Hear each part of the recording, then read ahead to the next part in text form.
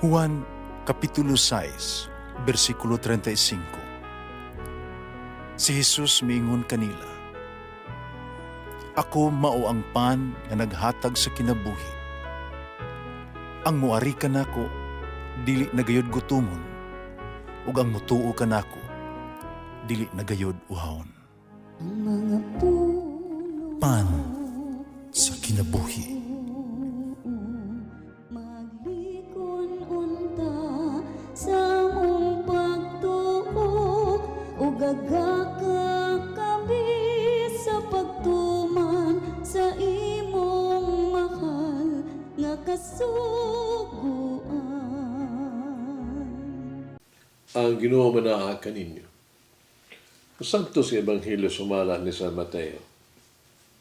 Sa pagsulod ni Jesus sa Capernaum, may kapitan sa kasandaluhan nga miduol niya o papakitabang. Niyon ang akong sulugoon, nagmasakiton o naghigda sa balay.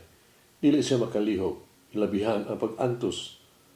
Si Jesus mitubag, "Muadto ako ug ayuhon ko siya." Kapitan mitubag, "Dili ko takos, mapasaka kanimo sa akong balay, pamulong lang, ug maayo ang akong sulugoon." Ako mismo, ubos sa kadagkuan. May mga sundalo, usab ako, ubos kanako. Kumingon ako sa usa, lakaw, mulakaw siya. Ug sa lain, dali, ug moari siya. Sa ulipon, buhata kini, ug iyang tumanon. Sa pagdungog ni Jesus, naibulong siya, ug miingon sa mga tinunan, "Sultihan ko kamo, wala ko makakitag sama nga pagtuo sa Israel." Sa pagkatinuod, may daghang nanganhi gikan sa sidlakan ug kasadpan nga mulingkod uban ni Abraham, Isaac ug Jacob sa bangkete sa gingharian sa langit. Apan ang nagdahom nga makasulod sa gingharian, ilabo Ginoon sa kangitngit. Dito magsinggit sila, magkagot sa ngipon. Kasi Jesus miingon sa kapitan, "Pagkapauli ka na, matuman ang imuhang gituan." Nagutluan na ayo ang sulugoon. Dayon si Jesus miadto sa balay ni Pedro kansang uganang babae, gihilantan nga naghigda. Ginitan ni Jesus ang kamot, gihuwasan ang babae sa hilanat, mibangon siya, umisugod sa pag-atiman nila.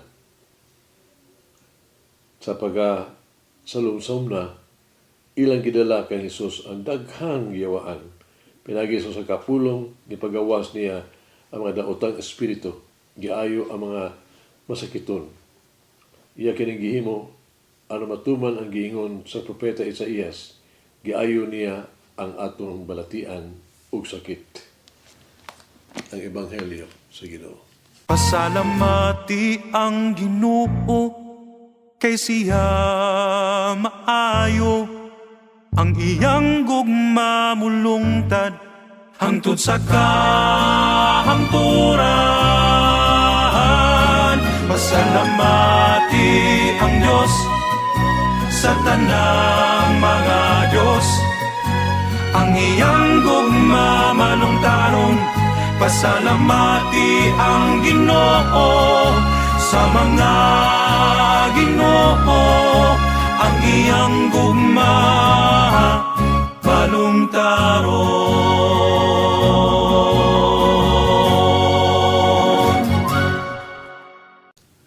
May tulo ka butang nga angay na itong himaluan bahin sa senturyon ni sundalo ba sa Ebanghelyo karon.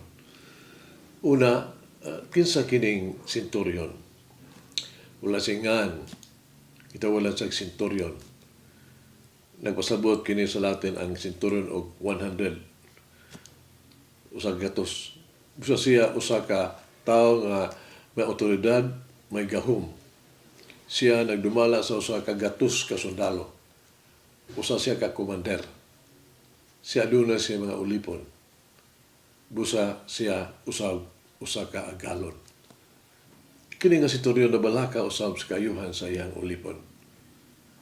Sa Romanhong kalibutan, ni atong panahon na, ang usa ka agalon adunay gahom sa kinabuhi ug kamatayon sa iyang mga ulipon. Ang mga ulipon ang giisip nga lamang nga hihima, mga butang sa galon, kahiman. Pandili, din sa Ebanghelyo karong adlaw, ang senturyon nag-atiman sa iyang ulipon. Gusto niya nga mabuhi ang iyang ulipon. Sa ingon na kaingon kita, kaalang sa senturyon, ang iyang ulipon, dili usa ka ulipon, dili usa ka butang, o himan alang sa patigayon. Kung dili usa ka tao, usa ka higala, bisan usa ka membro sa pamilya. Ikaduha, unsa may iyang nabuhat. Gisalig ko sa senturyon ang iyang titulo, iyang posisyon, iyang kahimtang sa katilingban. Senturyon nagpaubos. No? Kung pa dili ako takos. Dili pa takos. Nga pasak ka nimo sa kong panimalay. Nakalimtan niya ang iyang gahong. Magitugyan niya ang iyang otoridad. Ug mihangyo kang Jesus, pinagi sa ubang mga tao. Misalig siya kang Jesus. Nakalimtan niya ang tanan nga naa kaniya. Gawas nga gikinahanglan niya ang tabang ni Jesus. Nalimot siya kung kinsa siya, unsa siya, gawas nga adunay usa ka mas kamahanan sa pag-ayo o pagluwas sa iyang ulipon.